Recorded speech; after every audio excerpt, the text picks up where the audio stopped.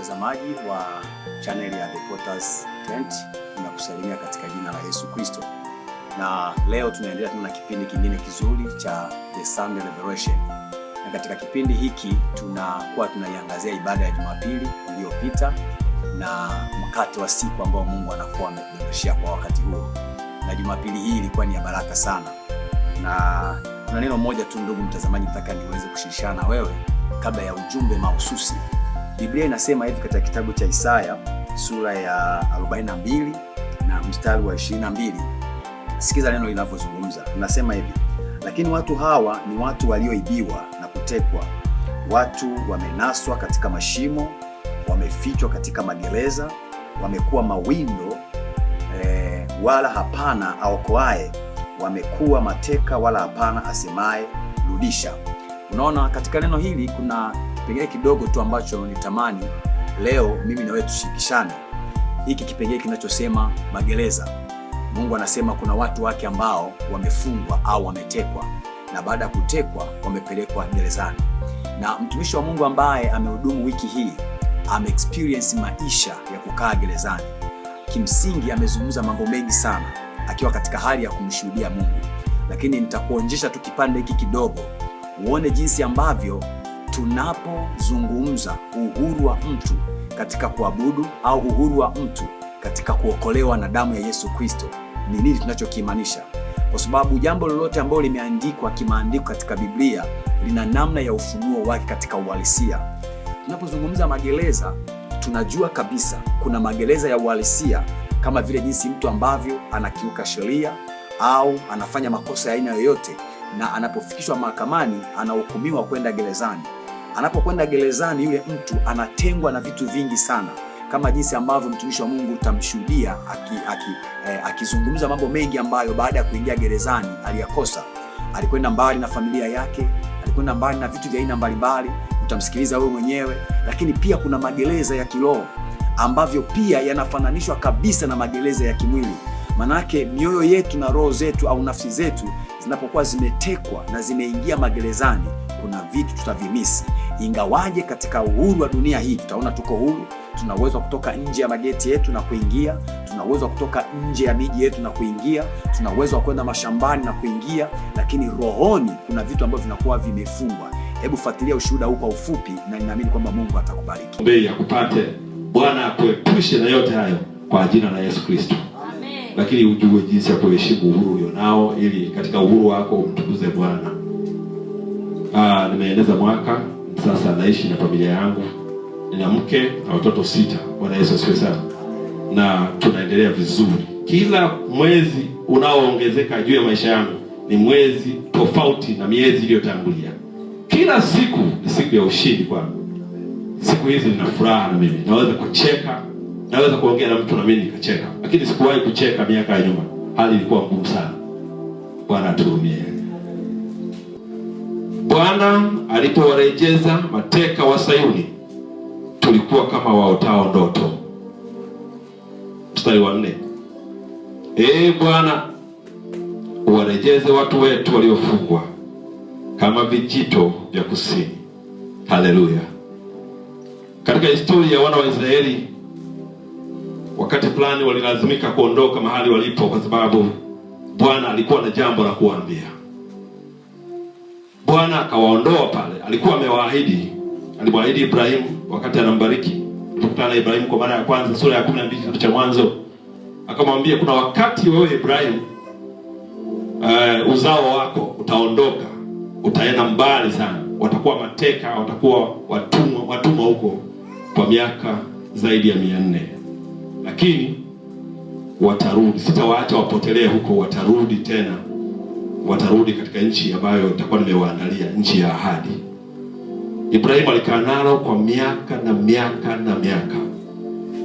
Naamini baadaye Ibrahimu aliondoka duniani. Kisha Bwana akalitimiza lile alilokuwa amepanga kwa miaka yake. Kwa nini nimeanza na hili?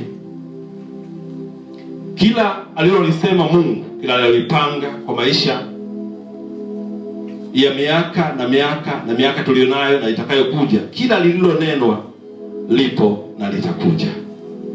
Kama ambavyo ilifanyika kwangu, ndivyo ilivyofanyika siku moja. Wana wa Israeli walirudi.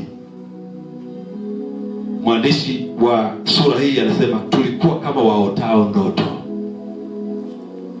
Katika kitabu cha Yeremia sura ya 22 mstari wa 10, Biblia inasema usimlilie aliyekufa, bali mlilie aendaye mbali, maana hujui kama atarudi. Mungu atuhurumie sana. Usiwalilie. Tunapolia kwa mtu amefariki kweli, kwa sababu ametengana na sisi, na tutashuhudia baadaye tukimficha katika udongo, tunalia. Lakini Biblia inasema kwamba tusimlilie. Huyo ameondoka kwa tarehe yake, aidha kwa mpango wa Mungu. Lakini anayekwenda mbali, ameondoka katikati ya watu ambao walizoea kumuona, alikula nao, walifurahi naye, alikuwa na maneno mazuri ya kuatia moyo, alafu akaondoka akaenda mbali, huyo ni wakuliliwa. Nataka niwaambie wale wanaonihusu, wanaonipenda, jamii ambayo ilikuwa imenizunguka, ya wale wachache wanaonipenda, walilia, maana hawakujua nitarudi lini. Na huko nako nami pia nililia. Lakini Mungu, nataka nikwambie, Mungu ni mwaminifu sana. Biblia inasema katika kitabu cha Yohana sura ya 15 na mstari wa 14, Yesu anasema ninyi mmekuwa rafiki zangu maana mnatenda yale ninayowaamuru. Maana ya kwamba rafiki kabisa wa kweli ambaye mimi nimembaini, nilikuwa sijui kama Daudi, kama Ayubu anavyosema, nilikuwa nimesikia neno lako tu, habari zako kwa masikio. Rafiki kabisa anayependa kwa vitendo ni Mungu. Kwa tayari kunizuia nisifanye kitu kibaya, nisijinyonge. Alinizuia nisiwaze kupita kawaida. Leo usingeniona, na kama ningerudi hapa ningerudi ikiwa mwehu kichaa. Wakati mwingine hali ilikuwa ngumu sana. Kuna kipindi nilijiandaa nife. Nikajiandaa, ilikuwa saa 4 ya usiku. Nikajiandaa, nikaomba sala ifuatayo, kwamba Mungu, nimeshindwa kuvumilia. Najua ndipo sasa ni mateka, na sijui nitaondoka humu lini, na sijui nitahukumiwa lini. Miaka ya mahabusu tu ilikuwa miaka 4. Basi nililoliona lepesi kwangu ilikuwa nijikabidhi tu kwa Mungu. Nikajikabidhi kwa Mungu. Basi inawezekana nikashindwa kuendelea kuwepo mahali hapo, maana uvumilivu wangu unafika mwisho. Basi nimeacha mke, nikaanza kugawa urithi, jambo la ajabu sana. Nikaambia Mungu, nimeacha mke kule nyumbani na watoto 6.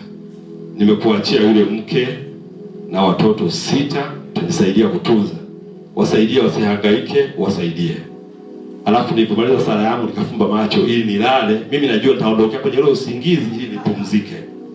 Mungu ni wa ajabu sana. Haleluya. Mimi namuita wa ajabu. Mimi nilijisalimisha tu ili niondoke zangu. Lakini yeye hakuruhusu niondoke. Asubuhi nikashangaa kuna pambazuka, eti bado nipo.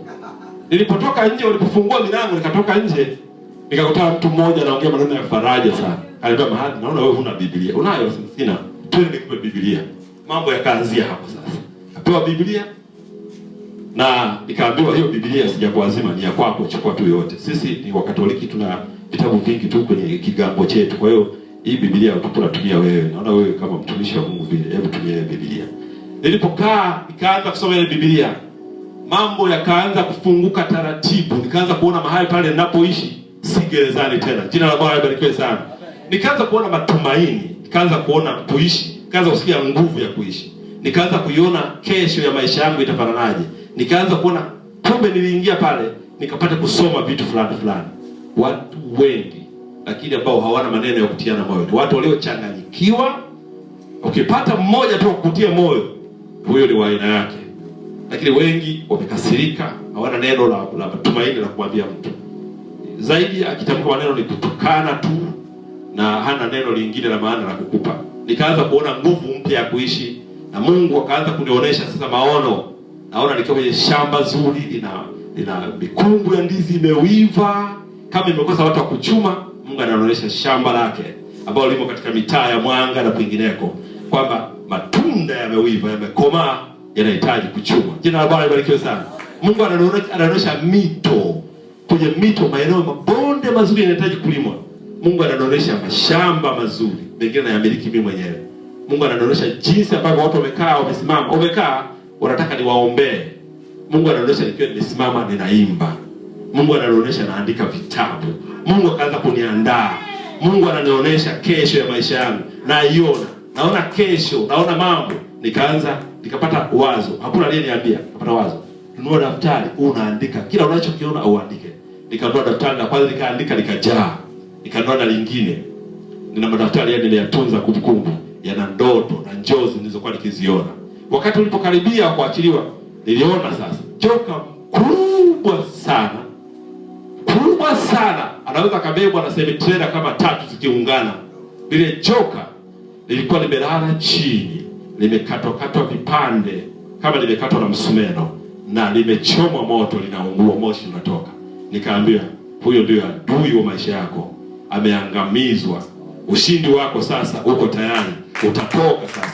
Gereza halitakumeza tena, utatoka, utarudi tena mitaani kama watu wengine. Magerezani, gereza. Nafikiri utakuwa umeshuhudia na utakuwa umemsikiza mtumishi wa Mungu vizuri sana. Sasa unaweza kuimagine jinsi ambavyo mtu akifungwa akaenda gerezani anavyokuwa mbali na vitu vya aina mbalimbali. Anakuwa mbali na familia yake, anakuwa mbali na marafiki, anakuwa mbali na watoto, anakuwa mbali na vitu vya aina mbalimbali vinavyomzunguka. Sasa unaweza ukaona jinsi gani ambavyo mtu pia akifungwa katika magereza ya rohoni. Unaweza ukaishi na familia yako ndani ya nyumba moja, lakini uko mbali na familia. Unaweza ukaishi karibu na pesa unazozishika kila siku, lakini uko mbali na pesa. Unaweza ukaishi na mwili wako, unakula unakunywa, lakini uko mbali na afya. Katika vipindi vijavyo vya The Sunday Preaching nitakuwa na kipindi kimoja nitakachofundisha kuhusu magereza. Ninaamini kwamba ndugu mtazamaji utaendelea kufuatilia vipindi vyetu, na usikose kufuatilia vipindi vyetu, lakini hakikisha kwamba kila siku katika maisha yako unapigania uhuru wako binafsi ambao Kristo alikupa kupitia damu yake na agano lake. Mungu akubariki sana. Amen.